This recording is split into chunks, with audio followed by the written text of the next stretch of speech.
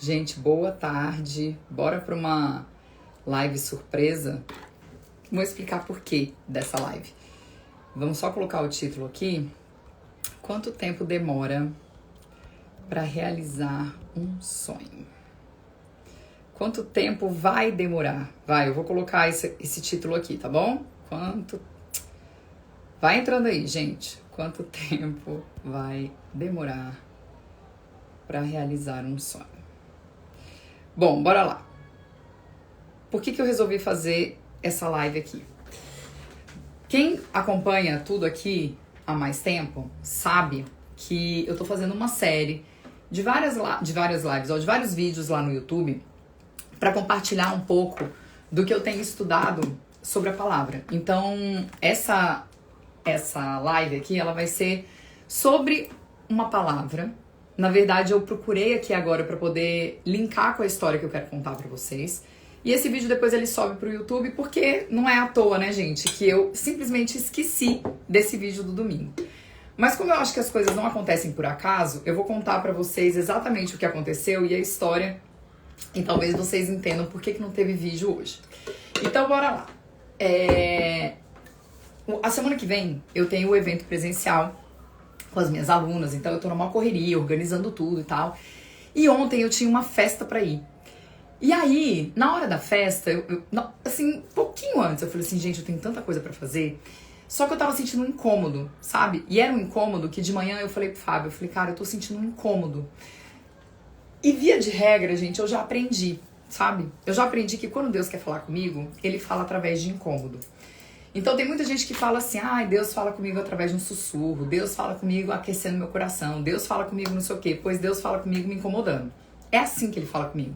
Então é como se eu sentisse sempre, quando eu preciso olhar pra alguma coisa, ou sei lá, quando Ele quer me dizer alguma coisa, é como se eu ficasse sentindo uma coisa aqui no coração, um aperto no estômago. Então Ele fala comigo através do incômodo e tudo bem. Eu já aprendi que é assim e tá tudo certo.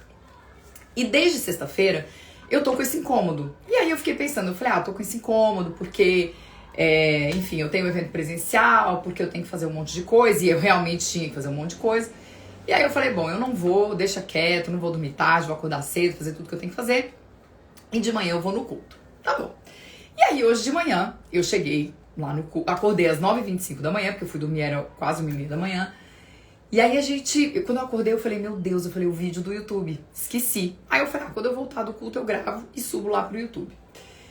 E aí, quando a gente chegou no culto, hoje o André, que é o pastor da igreja que eu frequento, ele falou assim, hoje a gente tem algo diferente pra mostrar pra vocês, que é o testemunho de uma pessoa que não é daqui do Brasil, ela é de Israel, e o pai dela também é de Israel, e eles queriam contar a história deles pra vocês. E é essa história que eu quero contar pra vocês aqui agora, porque muitas vezes, e a nossa série lá no YouTube é sobre sonhos, a gente fica se perguntando quanto tempo os nossos sonhos vão demorar pra realizar. Então muita gente se agarra em passagens da Bíblia como, peça e recebereis, não sei o quê, bata na porta e você vai receber tudo que você quer, planeje, Deus vai te dar tudo, consagre seus planos ao Senhor e tudo vai acontecer. Beleza, gente, tá tudo certo isso aí. Só que não é no seu tempo. E a grande questão é que muitas vezes a gente olha para os sonhos de outras pessoas acontecendo e a gente enxerga só aquele palco. A gente enxerga só aquele momento que a pessoa tá ali, que ela realizou, que ela tá feliz, que ela tá plena, né? Que tá tudo acontecendo na vida dela. Só que a gente não olha para os bastidores. A gente não olha para aquilo que tá por trás. Então, qual é a história?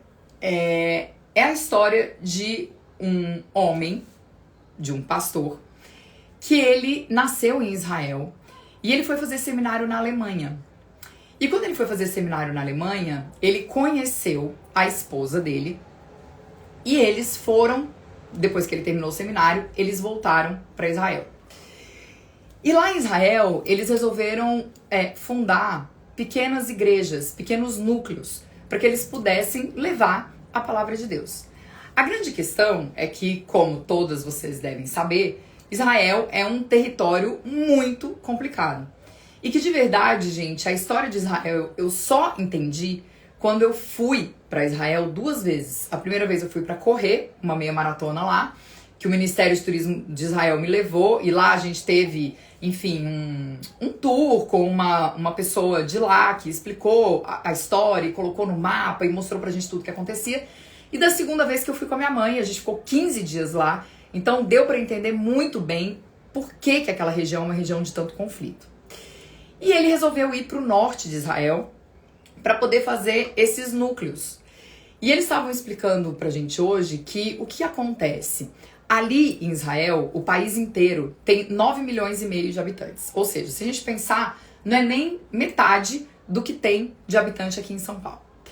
E desses 9 milhões e meio de habitantes, se a gente for parar para pescar quantos cristãos realmente existem lá, não é nem 1,5%. Então, a grande maioria é judeu, tem os árabes, tem os muçulmanos, tem uma outra religião que que é local ali, e tem os cristãos. E aí, a filha dele, a Thalita, começou a contar a história, que o pai dela foi pra lá, e ele resolveu fundar esses núcleos de igrejas, só que de igrejas evangélicas. E aí ela disse, bom, o que acontece? As igrejas evangélicas não são vistas como igrejas oficiais em Israel. Então, nada do que a gente faça lá é tido como oficial. Então, se uma pessoa, por exemplo, casar numa igreja evangélica em Israel, esse casamento ele não é considerado um casamento oficial, porque não é uma religião oficial no país. Mas o pai dela foi pra lá, começou a fundar pequenos grupos e eles foram para uma cidade bem pequena, uma vila bem pequena, onde existiam 4 irmãs. E essas 4 irmãs, elas queriam muito saber sobre a palavra, elas queriam muito entender a Bíblia, elas queriam muito saber sobre a vida de Jesus Cristo. Elas queriam se converter.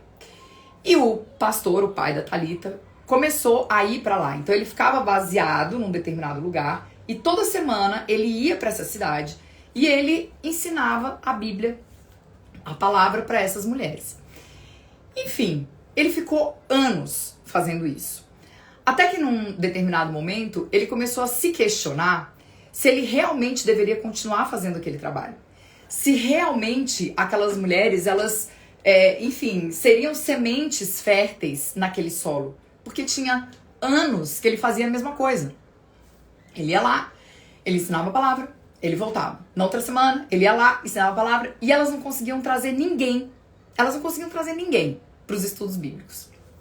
E ele começou a orar nisso. Então, Senhor, será que é mesmo para eu continuar nesse lugar? Será que eu não tenho que buscar outros lugares onde eu tenha que plantar a sua semente?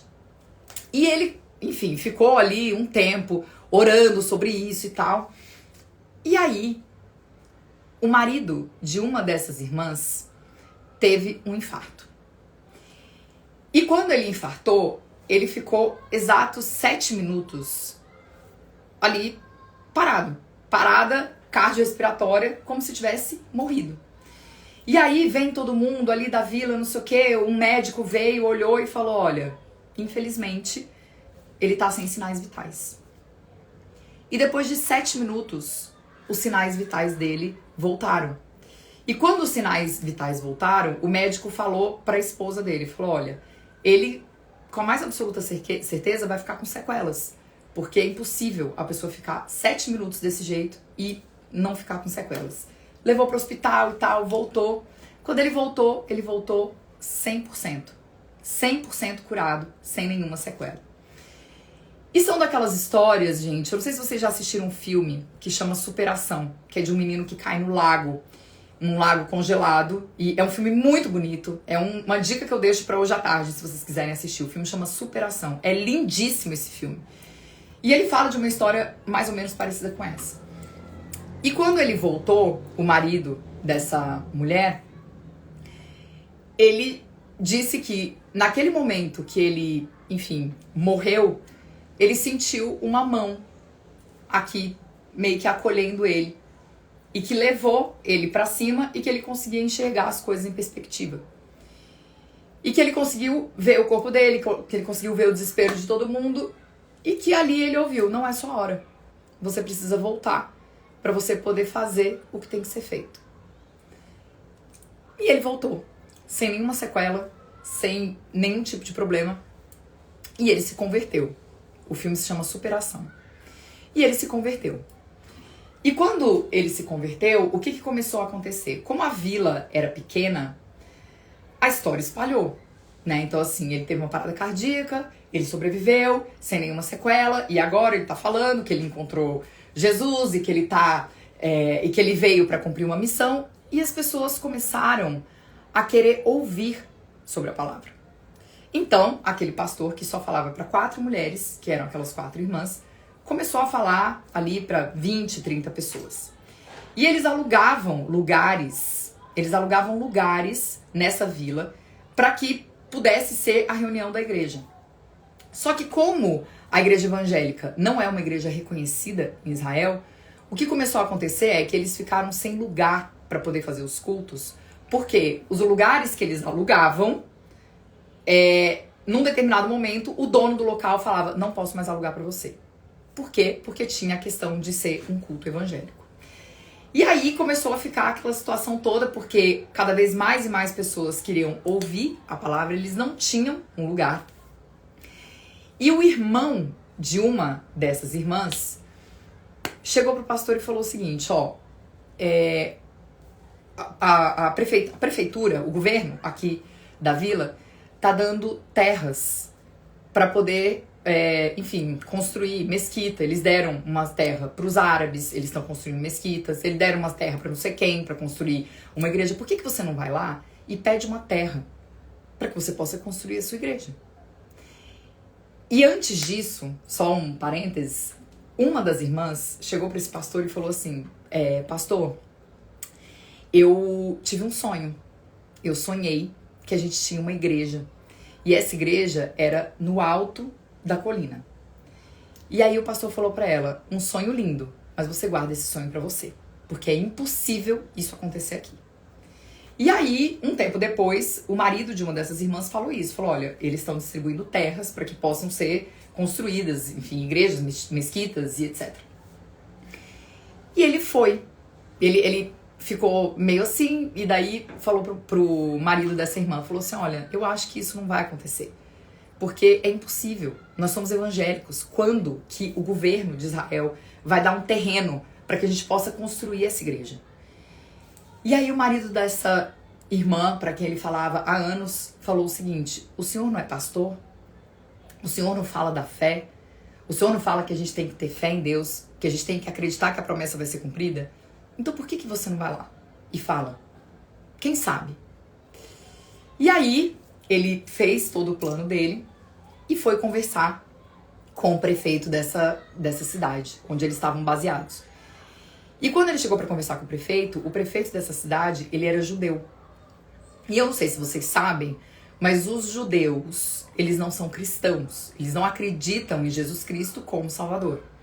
E os judeus não gostam do símbolo da cruz, tá? Só fazendo esse parêntese para que vocês possam entender o que aconteceu depois. E aí o pastor foi lá, conversou, foram os presbíteros da igreja, conversaram, deram testemunho, etc.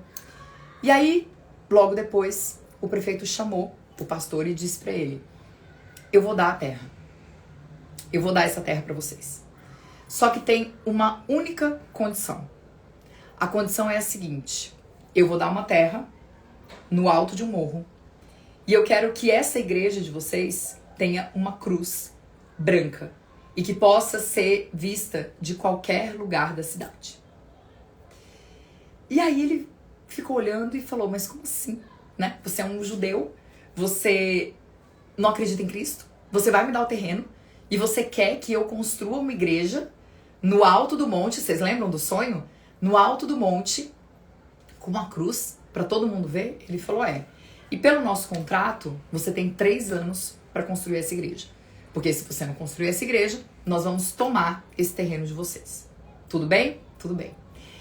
E aí ele foi embora, felizão da vida, falou, meu Deus, a gente conseguiu o terreno, ia no alto do monte, e olha que coisa maravilhosa.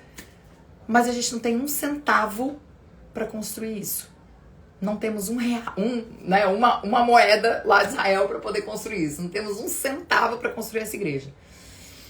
E a partir dali, gente, o que aconteceu foi que muitas pessoas de vilas próximas começaram a ir até essa cidade para poder participar dos cultos desse pastor.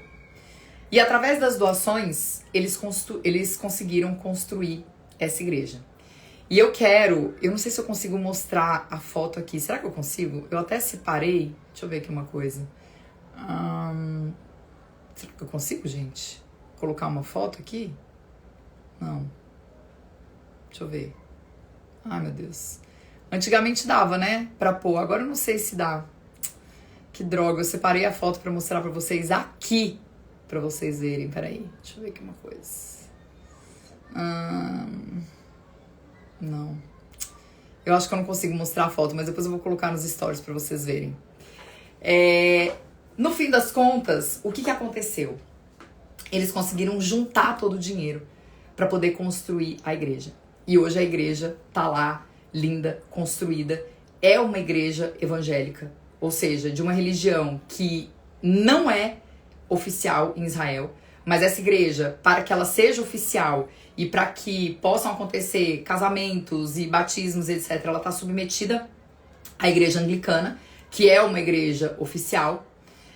Mas o mais incrível de tudo isso é que desde que essa igreja foi construída, no alto dessa colina, como sonhou aquela moça para quem o pastor foi tantos e tantos anos falar sobre a palavra, é que ela virou um ponto turístico. Então, no dia do Shabá, que é o sábado, muitos e muitos judeus vão até essa vila para poder visitar essa igreja. Porque eles também ouvem essa história. E eles entendem que isso foi um milagre, né? E por que eu vim contar essa história pra vocês, gente? Porque quando terminou, né? Quando a filha dele terminou de falar, eu chorei muito, assim, durante o culto, porque eu fiquei pensando quanto a gente, muitas vezes, não acredita nos nossos sonhos. A gente fica com pressa que os nossos sonhos aconteçam. A gente não dá o passo pra Deus colocar o chão. A gente espera em Deus, mas muitas vezes é Deus que está esperando a gente agir. É Deus que está esperando a gente fazer. É Deus que está esperando a gente dar o passo, ainda que seja o passo mais improvável possível. Então o que eu contei pra vocês? O irmão daquela moça foi falar pra ele, olha, o prefeito tá dando terra aqui pra construir mesquita, pra construir kibbutz. Por que você não vai lá pra construir a sua igreja? E o próprio pastor disse, imagina, isso é a coisa mais impossível do mundo. Não vai acontecer. Então, quantas e quantas vezes, até mesmo quem tá muito conectado com a palavra, muito conectado com Deus, olha para aquilo e fala, é impossível. E o que eu quero dizer para vocês é que, sim, muitas coisas são impossíveis. A gente não consegue fazer o impossível. A gente não consegue fazer o sobrenatural. Mas ele consegue. Ele consegue. E a grande questão é, muitas vezes, a gente não escuta. Então, o que eu falei pra vocês? Eu sei que, hoje eu sei, depois de, sei lá, desde 2021, que eu tô nessa jornada, tipo, todo dia, e vou, e estudo, e vou no culto, e ouço a palavra, e oro, joelho no chão. Hoje eu sei que Deus fala comigo através do incômodo. Hoje eu sei. É uma forma gostosa de escutar? Nem sempre. Nem sempre. Mas o que eu aprendi, e o que eu falei pro Fábio ontem de manhã, inclusive a respeito dessa festa que eu contei pra vocês, foi exatamente isso. Eu falei assim, cara, eu tô sentindo um incômodo tão grande que é como se fosse Deus dizendo assim, não faz. Não vai. Não vai. E não tinha nada demais. Entende? Não tinha nada demais nessa festa. Mas se eu tivesse ido na festa, eu não teria ido hoje ao culto e eu não teria ouvido essa palavra. E essa palavra, e eu não sei pra quem vai chegar isso que eu tô falando, mas essa palavra pra mim ela foi muito importante. E muito reveladora, porque no final de tudo, dali do que eles estavam falando, passou o culto, tá, a oração, e eu fiquei com um incômodo aqui. Sabe uma coisa assim? Pergunta pra ele quanto tempo demorou. Pergunta pra ele quanto tempo demorou. E ele não fala português e ele não fala inglês, o pastor. Ele fala alemão e fala árabe. Só que tinha uma pessoa ali da igreja que estava fazendo a tradução do culto para ele em alemão.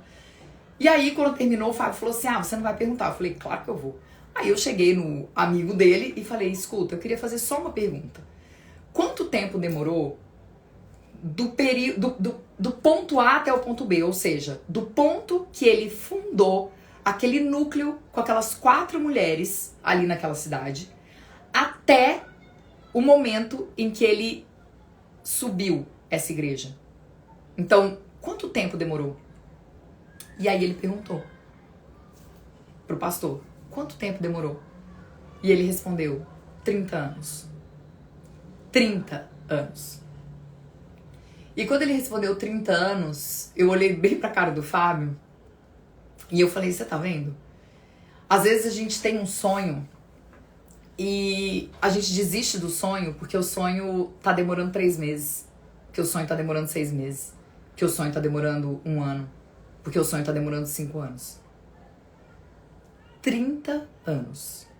Até que ele conseguisse construir aquela igreja no alto daquela colina, com uma cruz branca, para que toda a cidade pudesse ver, num território judeu, num território árabe, improvável, igreja evangélica. Então, o que eu tô dizendo para vocês, gente, com essa história, é o seguinte: às vezes a gente tem muita pressa dos nossos sonhos. E quando aquele pastor hoje falou pra mim, foram 30 anos pra eu realizar esse sonho, eu fiquei pensando, como a gente é apressado, não? É bem o que a Andréia falou aí nos comentários. Como a gente é apressada. E como a gente é sem paciência. E como a gente não espera. E como a gente não planta. E como a gente não semeia. E como a gente não tem paciência pra revolver a terra. E como a gente não tem paciência pra regar. E como a gente não tem paciência quando aparece uma praga e que corrói toda a nossa plantação, a gente olha e fala, não era pra dar certo mesmo, né? Então deixa eu desistir disso aqui. E você já parou pra pensar que quando aparece uma praga e corrói toda a sua plantação, muitas vezes aquilo é pro renovo do solo? Você já parou pra pensar nisso? Então, você nunca vai saber quanto tempo, vai demorar pra você realizar seu sonho. Sabe? Você nunca vai saber. Mas o que eu sei é que o nosso tempo não é o mesmo tempo dele. E eu também sei que quando a gente tem aqui dentro da gente fé, nesses momentos que parece que tá tudo dando errado, nesses momentos que parece que as coisas não vão acontecer, nesse momento que parece que, nossa senhora, não vai dar certo, ele tá lá cuidando. A grande questão é que as pessoas têm tão pouco relacionamento com Deus, as pessoas, sabe, só recorrem a Ele no momento de desespero, que elas nem sabem quando é Ele falando. Você só sabe quando é alguém falando com você, quando você tem isso aqui de relacionamento com a pessoa. Então quem é mãe sabe. Se tiver 100 crianças gritando mãe, e você tá acostumado a ouvir seu filho, e você cria seu filho, você sabe quando é a voz do seu filho gritando mãe. A mesma coisa é o nosso relacionamento com Deus. E o que eu quero mostrar pra vocês é que nessa história toda que eu contei, o próprio pastor, que era quem queria muito que aquela região fosse evangelizada, não acreditou. Ele mesmo teve dúvida. Precisou alguém de fora que não era cristão, tá? O marido dessa moça não era cristão. Mas ele confrontou e falou, escuta, não é você que fala de Deus? Não é você que fala da fé? Não é você que fala que a gente tem que acreditar? Não é você? Então como assim você não tem fé? Como assim você não vai lá pedir? E esse é o ponto que eu tô dizendo pra vocês. A terra tava lá, igualzinho aquela mulher sonhou, no alto do monte, para ser construída a igreja. A terra estava lá. Só que ele precisou ir lá pedir. Então, quantas e quantas vezes a gente fica esperando em Deus.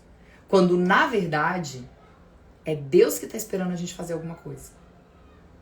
É Deus que está esperando a gente dar o passo, independentemente se a gente sabe o chão. Aquele pastor não sabia se o prefeito ia deixar. Aquele pastor não sabia se o prefeito ia entregar o terreno. Mas o prefeito não só entregou o terreno, como disse para ele: eu quero uma cruz branca para que toda a cidade possa ver essa igreja no alto do morro. Então, eu sei que às vezes quando a gente entra nessa jornada de fé, a gente muitas vezes senta na promessa, sabe? Eu falei isso no vídeo passado lá no YouTube. A gente senta na promessa e a gente espera. Só que às vezes é Deus que está esperando a gente fazer alguma coisa. O grande problema do ser humano é que ele é absolutamente controlador. E ele quer dar o passo e ter certeza que é o chão que ele desenhou que tá ali. E eu vou dizer mais uma coisa pra vocês.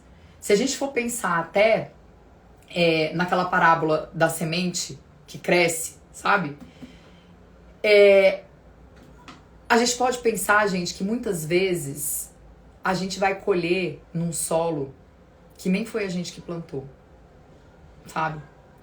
Às vezes o sonho, ele demora tanto pra acontecer que ele ultrapassa, por exemplo, gerações. Então, imagina que esse pastor não tivesse construído a igreja, mas a Thalita, filha dele, conseguisse. Foi um sonho realizado, mas que atravessou gerações.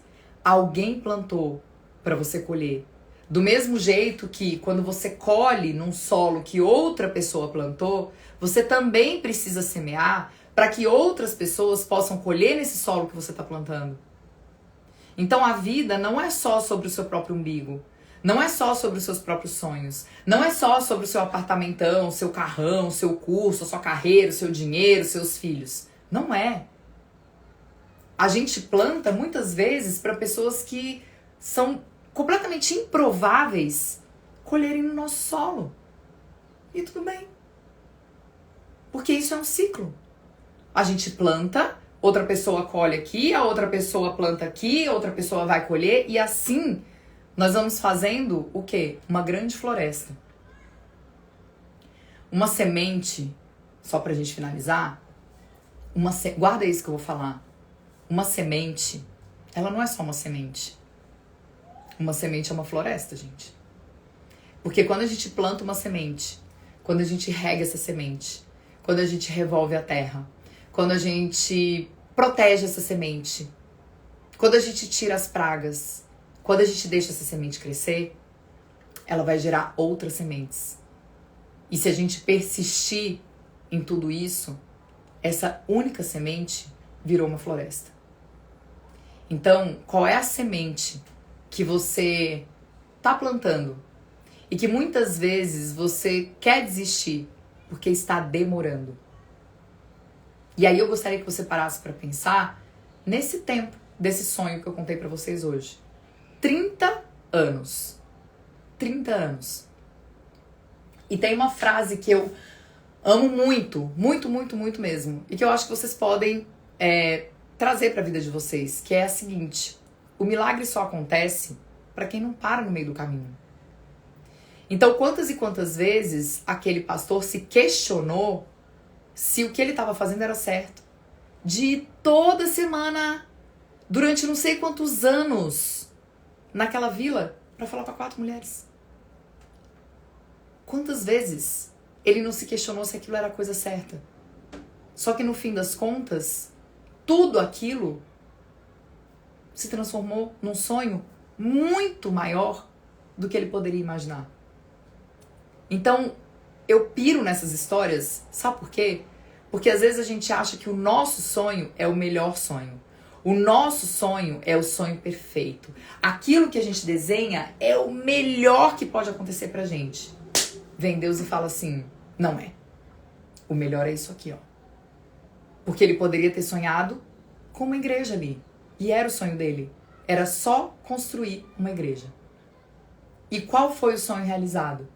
uma igreja no alto de uma colina, numa terra onde 1,9% das pessoas são cristãs, com uma cruz branca para que toda a cidade pudesse ver, porque o negócio fica em cima de um morro, e que hoje está debaixo de uma igreja que é uma religião oficial lá, para que eles possam ser oficiais, e muitos judeus indo até essa igreja para ouvir falar de Jesus Cristo.